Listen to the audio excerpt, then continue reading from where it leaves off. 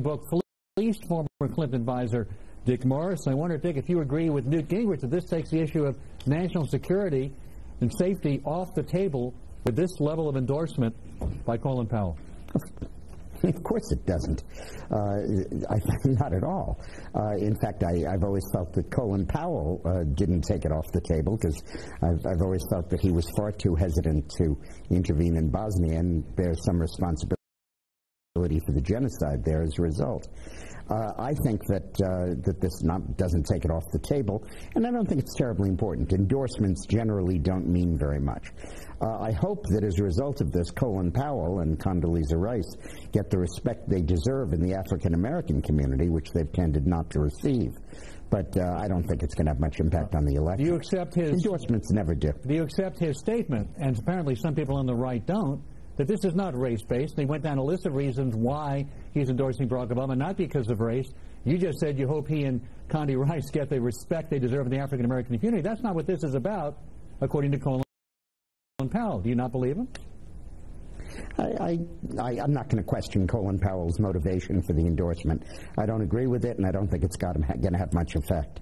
I think he did actually a fairly good job running down the problems with John McCain and the GOP going too far to the right, the Muslim charges, and saying there's nothing wrong with being a Muslim. By the way, I just want to comment about the segment. Transformational figure. Go ahead.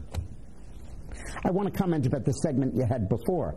I don't see why it is not appropriate to ask a man running for president if he ever committed the felony of cocaine use. He's admitted it in his book. I don't see why that's bad. What more do you need to know? He's written about it in his own book. In what quantity did he deal? I think those are all appropriate questions to ask. I don't think it's appropriate to publicize that a president's wife once was addicted to painkillers. But I do think it's appropriate to ask a presidential candidate if in his late teens and 20s he trafficked in cocaine. I think that's a legitimate thing to explore. It's a felony. What does it mean, Dick, when you go back, and I was comparing 1992 to now, and he's admitting he's used this, and you're right, it is a felony. As far as I know, I don't think there's ever been a time... And marijuana was not. Well, and marijuana was not... Well, I tried it, but I didn't inhale. It was a big deal. This is not even a big deal. This never came up in this election. None of this is that important. What's going on now is important. Obama has gone from an 8.2 lead to a 5.0 lead in the course of the last week. And the reason is that the Joe the Plumber stuff and the social populist issue of income redistribution has really begun to catch on. And I think that what's fascinating here is that McCain at last has found an issue, and their campaign is zeroing in on that in the media. And I always used to ask when I was running political campaigns here, what are you going to do differently in the last 2 weeks? What's the new issue you're going to bring up? And McCain really has an answer to that, and Obama doesn't. Now, I know people are awed by the amount of money that he's raised, and it's a tribute to him that he's raised it online. But I don't think that money is going to be his salvation.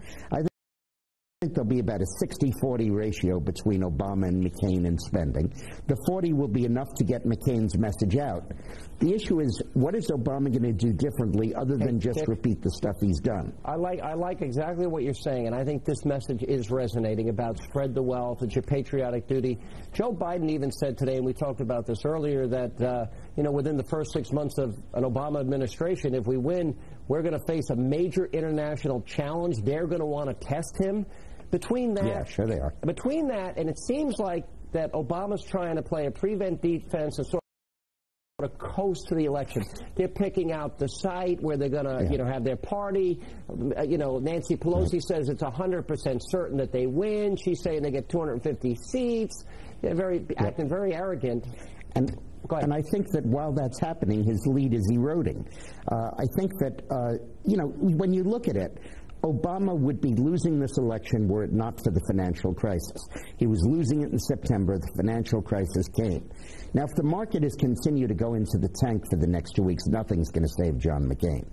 But if the market stays more or less stable or gains a couple of 100 points most days and loses a couple of 100, but more or less stays in the 9,000 to 10,000 range, then that's going to move away as an issue. And in this environment, the half-life of issues is so short. Right. I think that McCain has a serious chance to win this election. Dick, I hope people are listening, because I agree with you, and I don't think enough people are saying it. Thanks for being with us. Appreciate it. And coming up, is Barack Obama on the fence when it comes to who he's rooting for in the World Series? That's next.